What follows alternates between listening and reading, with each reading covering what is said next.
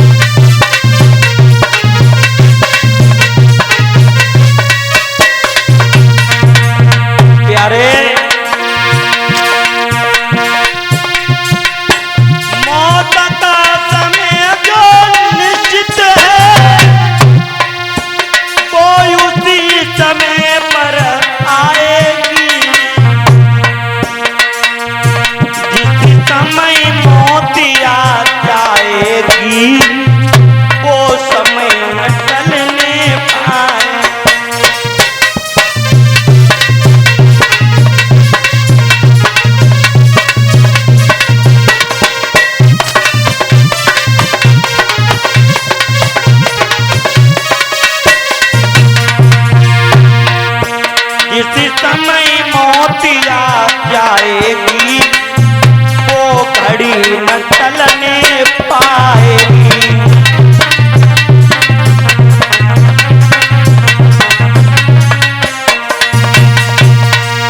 परीक्षित जी आज इस कथा सुनने के लिए पहुंच गए। इधर शंका हुई है कि परीक्षित जी को कथा कौन सुनाए, तो बता रहे हैं परीक्षित जी को कथा वो ही सुना सकता है जो जिसने अपनी माँ का दूध न पिया हो। बोले ऐसा दुनिया में तो कोई जति सती नहीं है जो पैदा हो माँ का दूध न पिए। तो वेद व्यास भगवान कह रहे हैं कि एक है जिनका नाम है सुखदेव। सुखदेव अगर चाहें तो तुम्हारी मुक्ति कर सकते हैं। तो क्या देखा है, सुखदेव भगवान निर्वस्त्र हुए लंबी लंबी जटाएं किए हुए चले आ रहे हैं। कहा है कि हे परीक्षित आप चिंता न करें, आपको हम मुक्ति दिलाएंगे, हम कथा सुनाएंगे। परीक्षित जी कथा सुनने के लिए पहुंचे हैं, सुखदेव जी सुनाने के लिए पहुंचे हैं। बोलिए गोविंद भगवान की, भागवत भगवान की। महाराज अब आप कथा सुनने के लिए पहुंचे हो, हम सुनावे के लिए तैयार, यानी अब कथा शुरू होगी। अब तो हमें तो न्यास नींव डालने भर रहे थे, तो अब आप कथा सुनेंगे, हम कथा सुनाएंगे।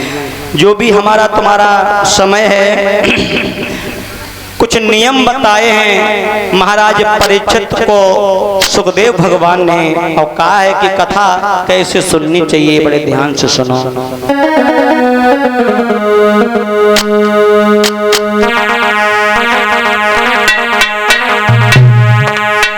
हर कीर्तन में बैठते समय और कुछ ऊंच नीच का ध्यान न हो।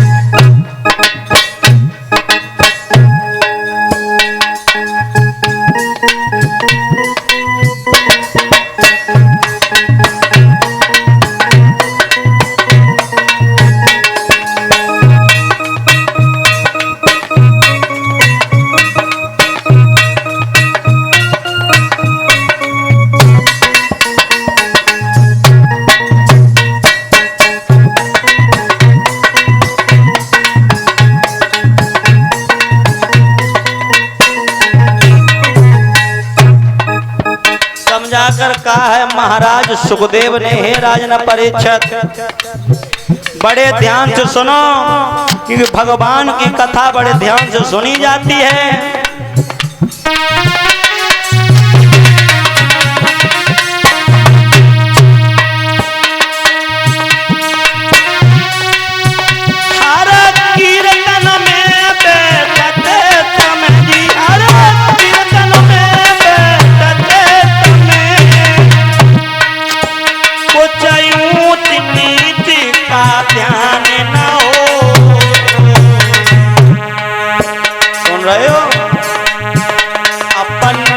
धन का अपने तन का, अपने धन का अपने तन का, अपने गुण का अभिमान न हो।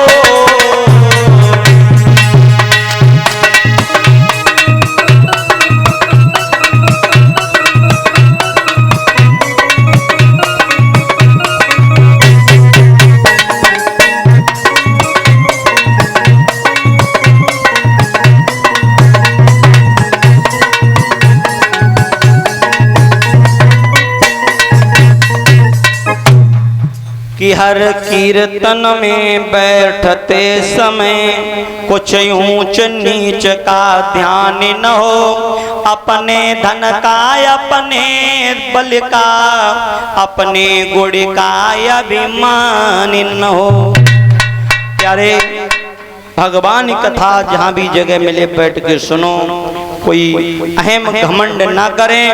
आओ यहाँ से आगे की कथा अब कल से शुरू करेंगे महाराज हैं। अब हम सुनबे को आए, आप सुनबे को पहुंच चुके हो। कहाँ सुखताल की पावन भूमि पर